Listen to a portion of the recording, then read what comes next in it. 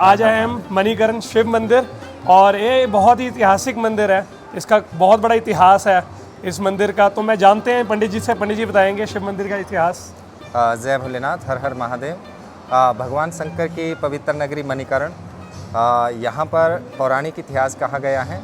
पुराणों के बीच में वर्णन है कि भगवान शंकर जी पार्वती जी के साथ भ्रमण करते हुए स्थान पर पहुँचे तो भगवान जी को स्थान बड़ा प्रिय, बड़ा अच्छा लगा और भगवान जी कुछ देर के लिए अपनी समाधि लगाकर ध्यान अवस्था में यहीं बैठ गए। तो भगवान जी को स्थान इतना अच्छा लगा, इतना पवित्र था कि भगवान जी ने जो एक बार समाधि लगाई तो 11,000 वर्षों तक का वर्णन है कि भगवान जी अपनी उसी एकांत समाधि में बैठे रहे।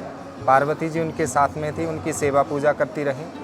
अभी 11,000 वर्षों का समय जैसे व्यतीत होने को आया तो भगवान शंकर जी की ही इच्छा से कहो कि एक यहाँ पर एक दिव्य लीला हुई। माता पार्वती जी किसी जल कुंड के बीच में स्नान कर रही थी। अचानक से उनके कान की एक मणि जो थी जल के बीच में गिर गई। तो माता पार्वती जी ने उसे बहुत खोजा, ढूंढा, लेकिन वो मणि माता को नहीं मिली। थोड़ी देर बाद माता ने गणों को आदेश किया कि मैं अमुक स्थान पर स्नान ध्यान कर रही थी तो वहाँ पर मेरी मणि गिरी है, आप कृपया उसे ढूंढें। तो गणों ने भी उसके लिए बहुत प्रयास किए, लेकिन गणों को भी वो मणि नहीं मिली।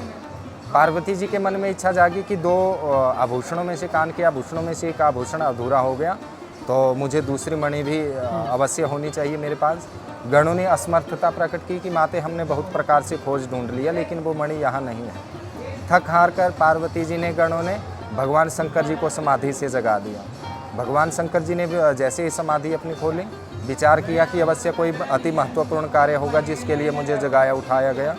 लेकिन जब कारण सुना कि एक मणि जो है जल के बीच में खो गई, भगवान जी का मन कुछ अच्छा नहीं लगा कि इतनी छोटी सी बात के लिए क्या मुझे क्यों जगाया गया। तो गणों ने फिर से भगवान भोलेनाथ के सामने प्रार्थना की कि प्रभु हमने बड़े यत्नों से, बड़े प्रयासों से उसे खोजा ढूंढा लेकिन वो मणि हमें मिल नहीं रही है। तो भगवान जी के मन में विचार आया कि अवश्य हो सकता है किसी ने छल कपट माया के द्वारा उस मणि को गायब कर दिया हो, छुपा लिया हो। तो भगवान जी को ये सोचकर कुछ क्रोध हो आया। भगवान ने क्रोधाग्नि से अपने मस्तक से, अपने त्रिनेत्र से एक ज्वाला को, अग्नि को प्रकट किया।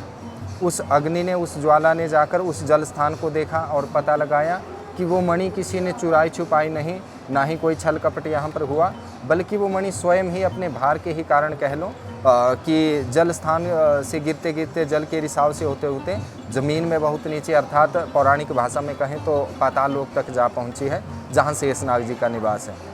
तो उस ज्वाला ने एक दिव्य देवी का शरीर धारण करते हुए पाताल लोक में शेषनाग जी को ये सारी बात बतलाई। पहले तो शेषनाग जी ने भी मन में ये विचार किया कि माता की सेवा में हजारों में दूसरी मणियाँ भेजूंगा, लेकिन उस ज्वाला ने, जिसे नैना भगवती का नाम दिया गया, उसने बतलाया कि माता को अपनी ही मणि प्रिय है और वे उसे ही प्राप्त करना चाहती हैं। सब गण सेवक जो हैं उस मणि को ढूंढते ढूंढते थक हार गए हैं। तो फिर शेषनाग जी ने विचार किया कि अवश्य ही ये भगवान शंकर जी के लिए और माता पार्वती की सेवा करने का बड़ा अनूठा, बड़ा उचित अवसर है। तो ऐसे एक उत्साह में आकर उन्होंने मणि की ओर एक जोर की अपनी सांस, अपनी फुंकार छोड़ी और वो मणि जो थी बड़ी तेज़ गति से पानी के एक तेज़ बहाव के साथ पृथ्वी की ओर बहने लगी, उठने लगी और एक गर्म जल के फुहारे के साथ माता की वो मणि जो थी यहाँ पृथ्वी लोक पर इसी मणिकरण भूमि में प्रकट हो गई। तो पहले तो जल ठंडा हुआ करता था, लेकिन शेषनाग जी की वो दिव्य, वो उत्साहवर्धक फुंकार लगने से उबलता खौलता ये जल जो था बाहर निकला और एक फुहारे के रूप में प्रकट हुआ। माता को अपनी मणि प्राप्त हो गई। माता ने अपनी मणि को अपने पास रखा। एक अचंभा भी साथ में हुआ कि पृथ्वी के गर्भ से पाताल लोक की तरफ से अनेकों रत्न आभूषण, कुछ ना कुछ मणियाँ, जेवरात इत्यादि इस फुहारे के बीच में लगातार निरंतर निकलने लगे। तो माता जी ने विचार किया कि कहीं ऐसा ना हो कि इस पवित्र स्थान के ऊपर कल को लोभ और लालच के कारण लोगों का आना जाना लगे। लोभ के कारण जो है पाप ही फैलता है। तो इस पवित्र भूमि के ऊपर जप तप और योगियों, तपस्वियों का स्थान होना चाहिए, ना कि योगियों के स्थान पर भोगियों का, अर्थात लालची लोभी लोगों का होना चाहिए। तो माता ने एक श्राप के दौरान सब उन मणियों को जो था श्राप दे दिया कि आज के उपरांत इस फुहारे से, इस जलकुंड से कोई ऐसी मणि, रत्न, आभूषण नहीं निकलेगा, केवल पत्थर ही निकलेंगे। तो समय समय पर यहाँ पर ऐसी घटनाएं देखने सुनने को मिलती ही हैं। पिछले वर्ष की ही लगभग आजकल के ही समय की जनवरी फरवरी की बात है, यहाँ नदी के बीच में भी एक मणि जैसा कुछ देखने को मिला था। इसी जगह पे? हाँ जी जी, 3-4 दिनों तक वो रात को वो मणि जैसा कुछ चमकता रहा। हालांकि वो निश्चित तौर से तो नहीं कहा जा सकता कि क्या है। पहले हमने भी जैसे आधुनिकता के समय पर दूसरे लोगों ने कि कोई टॉर्च है, कोई दूसरी ऐसी वस्तु भौतिक होगी, लेकिन उसका एक अपना विचित्र ही रहस्य बना, वो किसी की समझ में नहीं आया। तो जो धार्मिक लोग हैं, श्रद्धालु लोग हैं, मणिकर्ण की भूमि से, इतिहास से जुड़े हुए जानकार जो लोग हैं, उन्होंने अवश्य यही माना समझा, निर्देश किया कि ये भगवान भोलेनाथ की या शेषनाग जी की ही कोई महिमा है, कोई मणि इत्यादि है। तो ऐसा जो है यहाँ स्थान पर समय समय पर ऐसी घटनाएं देखने सुनने को मिलती रहती हैं। तो माता ने उन सब मणियों को जैसे श्राप दे दिया कि आज के उपरांत ऐसे कुछ नहीं निकलेगा। उसके उपरांत कुछ चमकीले रेत आदि के कण जो हैं समय समय पर यात्रियों श्रद्धालुओं के द्वारा या यहाँ के जो मुख्य सेवक जानकार लोग हैं देखे गए, प्राप्त किए गए। तो भगवान शंकर जी और माता पार्वती जी की एक लीला के माध्यम से इस स्थान पर पार्वती जी की मणि खोई और वापी से ये मणि प्राप्त हुई। तो इस स्थान को मणिकर्ण ऐसा, पुराना नाम कर्णमणि, कान की मणि, और बदलकर मणिकर्ण ऐसा नाम प्रसिद्ध हुआ।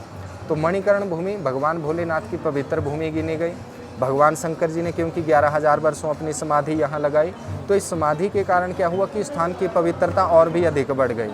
इस पवित्रता के कारण इस स्थान को तीर्थों की संज्ञा मिली। जैसे दूसरे बहुतायत तीर्थों की अपनी मान्यता महानता है, वैसे इस स्थान की भी महानता है। तो माता पार्वती जी की मणि खोने से मणिकर्ण ऐसा नामकरण हुआ और मणिकर्ण तीर्थ भगवान भोलेनाथ की अपनी समाधि लगाने से स्थान की पवित्रता बढ़ी। समय समय पर ऋषियों, मुनियों, योगियों, देवी देवताओं के द्वारा यहाँ इस स्थान पर आना जाना हुआ, अपनी अपनी साधना तपस्या आदि सबने की।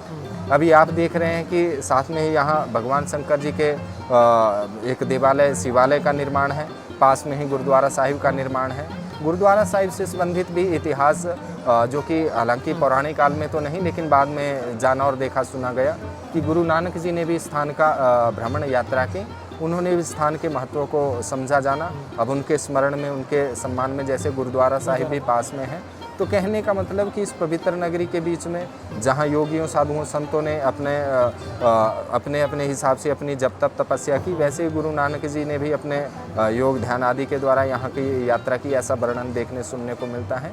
तो आज हम लोगों के सामने पवित्र नगरी के बीच में भगवान भोलेनाथ के मंदिर भी है, गुरुद्वारा साहिब है, पास में जैसे पांडवकालीन रघुनाथ मंदिर है, 1650 ईस्वी का बना हुआ राम मंदिर है। कुल मिलाकर कह लो कि इस पवित्र पहाड़ों की भूमि के बीच में भगवान भोलेनाथ जी के श्रद्धालु, उनके भक्त लोग आकर अपनी मनोकामनाएं भी पूर्ण करते हैं, उनके प्रति अपना सम्मान, सेवा भी, अपनी पूजा भी अर्चित निवेदित करते हैं। और देखिए इसी परंपरा के बीच में आप श्रद्धालु भी यहाँ पर पधारे हुए हैं।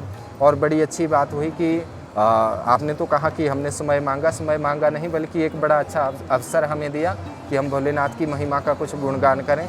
और देखिए वैसे तो हम तो सिर्फ आपके लिए कह रहे हैं, लेकिन आपने अपनी युक्त कर्म से इसको जन जन तक आप पहुँचाएँगे।